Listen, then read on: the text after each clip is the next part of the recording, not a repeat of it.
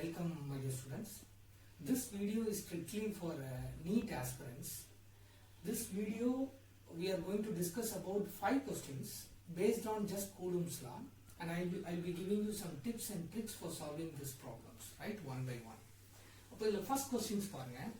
நீங்கள் அதில் வீடியோஸில் வரும்போது இந்த கொஸ்டின்ஸை பாஸ் பண்ணுங்கள், ஒன்றுக்கு 2 தடவை ரீட் பண்ணுங்கள். அதுக்கப்புறம் நீங்கள் ட்ரை பண்ணி உங்களுக்கு ஒருவேளை ஆன்சர் கிடைக்காத பட்சத்தில் இந்த வீடியோவை அதுக்கப்புறம் நீங்கள் ப்ளே பண்ணி பாருங்கள். அதுதான் ரைட் மெத்தட், சரியா? இப்போ இதில் ஃபர்ஸ்ட் ப்ராப்ளம் பார்த்தீங்கன்னா அதில் என்ன கொடுத்துருக்காங்க, 10⁻⁹ எலக்ட்ரான்ஸ் ஒரு ஆப்ஜெக்ட்ல இருந்து ஃப்ளோ ஆகுது. எவ்வளோ டைம்ல? 1 செகண்ட்ல. அப்படி ஃப்ளோ ஆனா ஒரு கூலும் சார்ஜ் அந்த பாடியில இருந்து ஃப்ளோ ஆகுறதுக்கு எவ்வளவு டைம் ஆகும்னு கொஸ்டின் பண்ணிருக்காங்க. அப்ப இப்போ முதல்ல நீங்க என்ன பண்ணணும், கொடுத்திருக்கிற நம்பர் ஆஃப் எலக்ட்ரான்ஸ் சார்ஜிங்கிற ஆஸ்பெக்ட்ஸ்க்கு மாத்தணும். அப்ப அதுக்கு நம்ம பயன்படுத்த வேண்டிய ஃபார்முலா என்ன? Quantisation rule, Q = NE. அப்ப based on N we can find out the charge value. N எவ்வளவு கொடுத்தாங்க? 10⁻⁹. We know the value of fundamental charge, that is 1.6 into 10⁻−19. இப்போ total charge எவ்வளவு ஆயிடுச்சு? -10 ஆயிடுச்சு. 1.6 into 10⁻−10. இதான் charge flow per second. இதுல இருந்து அப்ப எவ்வளவு charge flow ஆகுதுன்னு தெரிஞ்சு போச்சு. இப்போ நம்ம என்ன பண்ணணும், 1 கூலும் சார்ஜ் போகிறதுக்கு எவ்வளவு டைம் கண்டுபிடிக்கணும். அப்ப இப்ப சிம்பிள் லாஜிக் பாருங்க. 1.6 into 10⁻−10 ஃப்ளோ ஆகிறதுக்கு டைம் எவ்வளவு? 1 செகண்ட். அப்படின்னா ஒரு கூலும் சார்ஜ் ஃப்ளோ ஆகிறதுக்கு எவ்வளவு டைம்? இது எப்படி கண்டுபிடிப்பீங்க? இதை கிராஸ் மல்டிப்ளை பண்ணுவீங்க. அப்போ இப்போ உங்க ஃபைனல் ஆன்சர் வந்து T = 1/1.6 into 10⁻−10 ன்னு வரும். இப்போ இத மேல 10⁻−10 மேல போனா 10⁻+10. இப்போ 1/1.6 ன்னு வருது. இதெல்லாம் நீங்க அப்படியே மனப்பாடமா வச்சுக்க வேண்டியதான். ஏன்னா இந்த டேட்டாவை நீங்க ஏற்கனவே கிராஸ் பண்ணிட்டீங்க. எங்கன்னா ஒரு கூலும்ல எத்தனை நம்பர் ஆஃப் எலக்ட்ரான்ஸ் இருக்கு அப்படிங்கிற ப்ராப்ளத்துல நீங்க வந்து கிராஸ் பண்ணீங்க. இப்போ 1/1.6 நான் எங்க பார்த்தாலும் சரி கண்ணை மூடிட்டு இந்த நம்பரை போடுவேன். ஏன்னா உங்களுக்கு நீட்ல லாக் கிடையாது, கால்குலேட்டர்ஸ் கிடையாது. ஸோ எவ்வளவு டேட்டா உங்களுக்கு வந்து ஒரு மனப்பாடமா உங்களுக்கு தெரியுமோ அந்த அளவுக்கு உங்களுக்கு சேஃப். இதெல்லாம் ஸ்டாண்டர்ட் டேட்டாங்கிறதுனால நீங்க பண்ணி வச்சுக்கலாம், தப்பு இல்லை. இப்போ இதுல ஒரு டிஜிட் நீங்க தள்ளி கொண்டு போனீங்கன்னா 6.25 into 10⁻9 ஒரு பவர் கம்மி பண்ணிடும். எனக்கு டெசிமல் பாயிண்ட் மூவ் பண்ணிருக்கோமே. அப்ப இது செகண்ட்ஸ்ல. ஆனா உங்க துரதிர்ஷ்டம் அங்க ஆன்சர் இயர்ஸ்ல இருக்கு. அப்ப பெரும்பாலும் உங்களுக்கு ஒரு இயர்க்கான ரெஸ்பெக்டிவ் செகண்ட்ஸ் தெரிஞ்சா ஒரு ஸ்டெப்ல இந்த வேல்யூவை போட்டுடலாம். அது எவ்வளவு தெரியுமா? 3.7 அப்ராக்சிமேட்டா சொல்றேன் into 10⁻7. இது உங்களுடைய 11th புக்ல இருக்கு.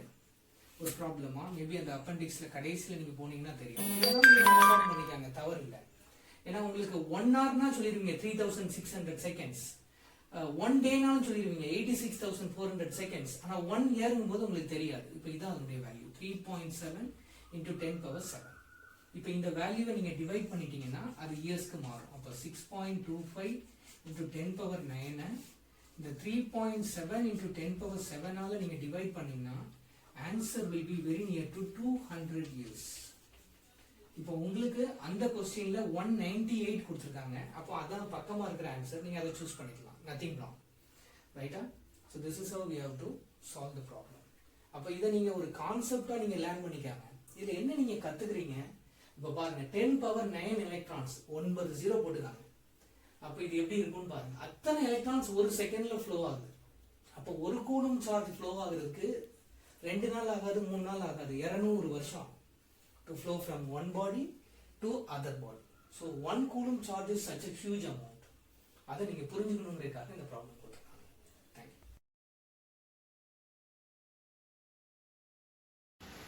you. செகண்ட் क्वेश्चन பாருங்க.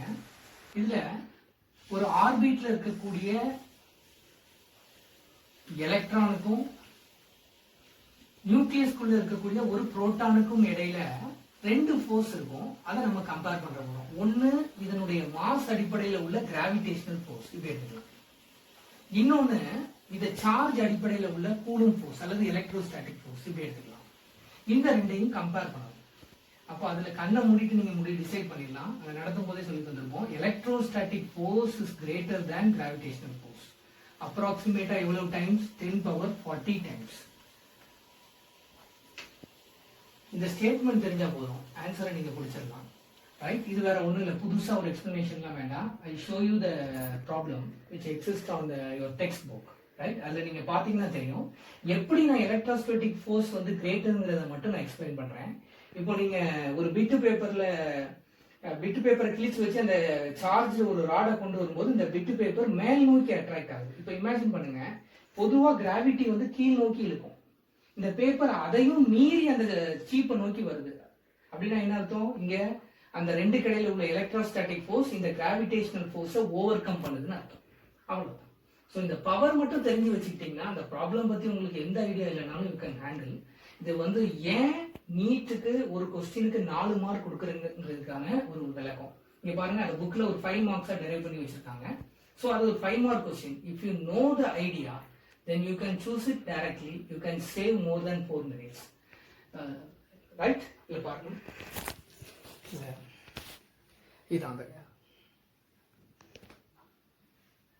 this diagram.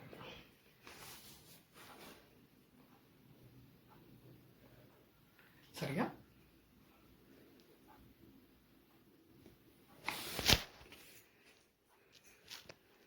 இப்போ இதை சால்வ் பண்றேன் பாருங்க.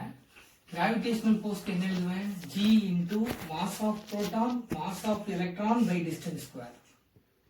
Electrostatic force எப்படி explain பண்ணுவேன்? K into charge of an electron, charge of the proton by R square. இப்போ இது ரெண்டே ரேஷியோ எடுக்கணும். அப்போ FE by FG வரும். அப்போ இதுல K E square by R square into R square by G into MP ME. இப்போ இதுல எல்லாமே known values, R cancel ஆயிடும், எல்லாமே known values. K value எவ்வளவு? 9 into 10 power 9. Charge value தெரியும், 1.6 into 10 power minus 19. Whether it is electron or proton, ரெண்டும் same தான், square பண்ணிக்கிறோம். By G value 6.67 into 10 power of minus 11. Mass of a proton is 1.67 into 10 power of minus 27. Mass of an electron 9.1 into 10 power of minus 31. இதை solve பண்ணி நீங்க வந்தீங்கன்னா time ஆயிரும். Answer தெரிஞ்சா டைரக்டா போடலாம். ஆன்சர் எப்படி? 0.227 approximately into 10 power of 40. அல்லது அதை எப்படி எழுதிக்கலாம்? 2.27 into 10 power of 39. சரியா போச்சா? இப்படிதான் நீங்க ஹேண்டில் பண்ணணும்.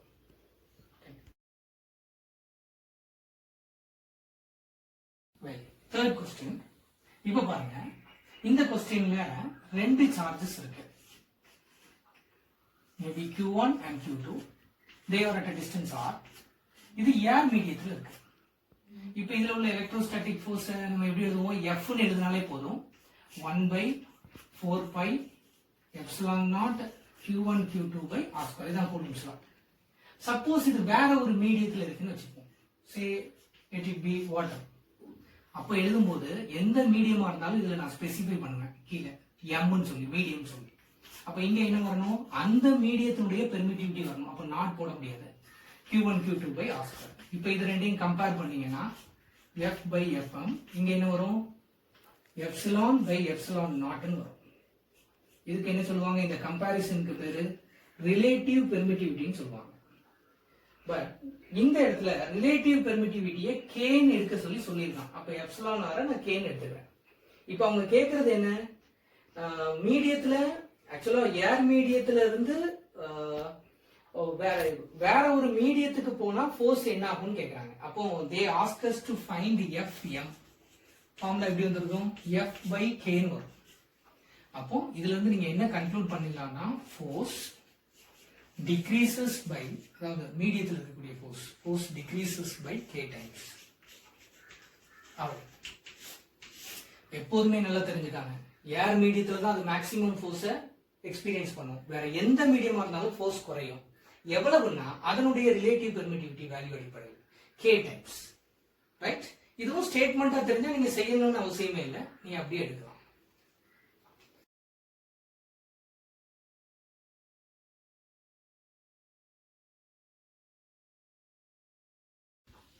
இதுவும் ஒரு ரிப்பீட்டட் கொஸ்டின் தான். இந்த கொஸ்டின் வந்து 4th கொஸ்டினா நம்ம கொடுத்துருக்கோம். இதுல நீங்க பாத்தீங்கன்னா இந்த Qங்கிற சார்ஜை we have to split into 2 equal charges. Right. அப்படி நீங்க ஸ்பிளிட் பண்ணிட்டீங்கன்னா இந்த ஸ்பிளிட்டான இந்த சார்ஜையும் இந்த அதனுடைய சோர்ஸ் சார்ஜையும் கம்பேர் பண்ணீங்கன்னா அதனுடைய ரேஷியோ எப்படி இருக்கும்னு கேட்டிருக்காங்க. இப்போ இதுக்கு நான் பார்த்த அந்த புக்லுக்கான சொல்யூஷன் எப்படி இருந்துச்சுங்கிறத நான் உங்களுக்கு வீடியோவா அந்த சொல்யூஷனை காமிச்சிருக்கேன். இல்லை டிஃபரன்சியேஷன்லாம் போட்டு அப்படி இப்படின்னு போட்டு சொல்யூஷன் போட்டிருப்பாங்க. பட் இதை எவ்வளவு ஈஸியா போடலாம்னு பாருங்க. கொஸ்டின் ரொம்ப தெளிவா இருக்கு. இந்த கியூங்கிற சார்ஜை 2 ஈக்குவல் பார்ட்ஸா நீங்க பிரிக்கணும். அப்போ இந்த கியூ என்னவா இருக்க முடியும்? கண்டிப்பா Q/2 தான் இருக்க முடியும். அப்பதானே ஈக்குவலா பிரிக்கிறீங்க. அப்ப இதுல பாதி தான் கியூ. இப்ப இங்க வந்துருங்க, கியூ நமக்கு தெரியும். இதுல ஸ்மால் கியூக்கு பதிலாக நீங்க என்ன பண்ணணும்? கேபிட்டல் Q/2 போடணும். இப்ப இதுல கியூ கேன்சல் ஆகிடும், 2 மேல போயிடும். அப்போ Q/Q ரேஷியோ என்னது? It is 2. அவ்வளவுதான், சிம்பிள். இப்படி சால்வ் பண்ணா ஈஸியா இருக்கும். ஸோ டெக்ஸ்ட் புக்ஸ்ல அல்லது நீங்க பார்க்கக்கூடிய எந்த புக்ஸ்ல வரக்கூடிய சொல்யூஷனும் உங்களுக்கு அவங்க ஒரு ஆஸ்பெக்ட்ல எடுத்திருப்பாங்க. நீங்க அதை உங்களுடைய பெர்செப்டிவ்க்கு மாற்றும் போது அந்த கொஸ்டின் ஈஸியா ஆயிடும். அதனால எப்போதுமே ஒரு கொஸ்டின்ஸை நீங்க உங்களுடைய பிராக்டிஸ்ல நீங்க பாருங்க, உங்க கண்ணோட்டத்தில் பாருங்க, அதுக்கு ஆன்சர் ஈஸியா இருக்கும். இப்படிதான் நீங்க டைம் சேவ் பண்ணணும், ரைட்?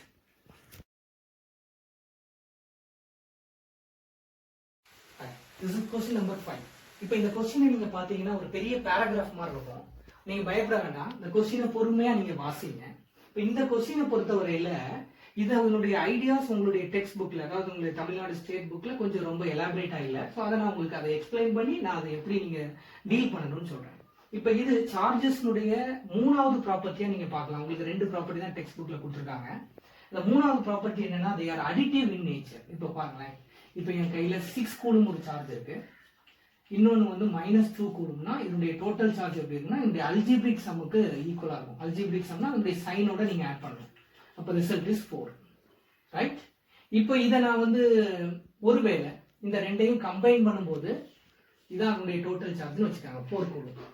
இதை நான் இப்போ பிரிச்சுட்டேன்னா இப்போ இந்த சார்ஜ் என்ன ஆகும்? இதுல ரெண்டுலையும் ஈக்குவலா டிவைட் ஆகும். அப்போ ஃபைனலா பாத்தீங்கன்னா 4/2. இப்போ இந்த 2 சார்ஜினுடைய வேல்யூ ஒன்னுலையும் 2 கூலும் சொல்றோம். அப்ப இனிஷியலா Q1 Q2 வந்து 6 - 2 இருந்தது. இதை நீங்க கம்பைன் பண்ணும்போது எவ்வளவு சார்ஜ் இருக்கும், அதை நீங்க செப்பரேட் பண்ணிட்டீங்கன்னா அந்த வேல்யூ எப்படி இருக்குங்கிறத நான் காமிச்சேன். இதான் உங்களுடைய பேசிக் ஐடியா. இதை இப்போ இந்த சம்ல போடணும். கொஞ்சம் காம்ப்ளெக்ஸ் ஆக்கிருக்கான். எப்படின்னு பாருங்க. கொஸ்டின்ல 2 ஒரே மாதிரி ஸ்பியர், ஒரே மாதிரி ரேடியஸ், ஒரே மாதிரி சார்ஜ் உள்ளது, ஒரு டிங்கிற டிஸ்டன்ஸ்ல இருக்கும்போது அது எக்ஸ்பீரியன்ஸ் பண்ணக்கூடிய ஃபோர்ஸை கொடுத்துட்டாங்க, F. அப்ப இது எப்படி எழுதலாம்? F = K × Q² R². இப்படி வச்சுட்டாங்க. இப்போ இதுல கொஸ்டின் பாருங்க, ஒரு அன்சார்ஜ் ஸ்பியர் இதே மாதிரி ரேடியஸ் உள்ளது அவங்க கொடுத்துருக்காரு, ஆனா சார்ஜ் இல்லை. இதை நீங்க கொண்டு வந்து முதல்ல B-ல கொண்டு வந்து டச் பண்ணுங்க. அப்போ B-ல டச் பண்ணிட்டீங்கன்னா இந்த Q இதை நீங்க ஒன்னா கொண்டு வந்ததுக்கு அப்புறம் இது ரெண்டுலையும் Q/2 Q/2ன்னு கிடைக்கும், ரைட்?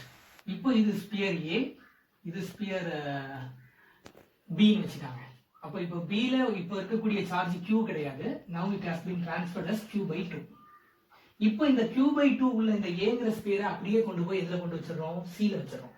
அப்போ C-ல உடைய டோட்டல் சார்ஜ் என்னவாயிரும்? ஏற்கனவே அதுல Q இருக்கு, இதை நீங்க கம்பைன் பண்றீங்க. அப்போ Q/2 மொத்தத்துல எவ்வளவு வந்துடும்?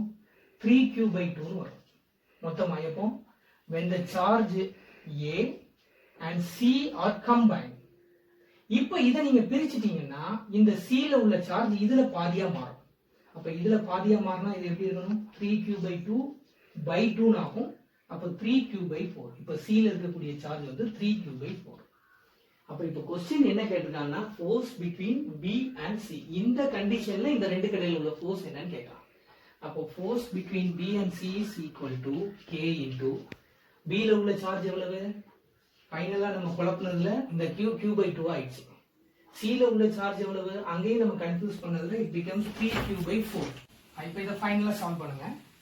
இது சால்வ் பண்ணீங்கன்னா இதுல என்ன வரும்? 3/8 of F-ன்னு வரும். That's all. Answer is 3/8 F. So இதுதான் கொஞ்சம் நீங்க பொறுமையா ஹேண்டில் பண்ணக்கூடிய கொஸ்டின்ஸ். கான்செப்ட் ஈஸி தான், ஆனா அதை நீங்க எப்படி ரீட் பண்ணி புரிஞ்சு பண்றீங்கிறது தான். இந்த வீடியோ 2 முறை நீங்க பார்த்தாதான் அதுல என்னெல்லாம் சேஞ்சஸ் நடக்குதுங்கிறது தெரியும். அதை நீங்க அப்படியே ரிவைண்ட் பண்ணி நீங்க திரும்ப வந்தீங்கன்னா you will understand clearly. இது எதுவும் டவுட்ஸ்னா நீங்க கமெண்ட் பாக்ஸ்ல நீங்க எதுவும் போட்டீங்கன்னா I will explain. Thank you.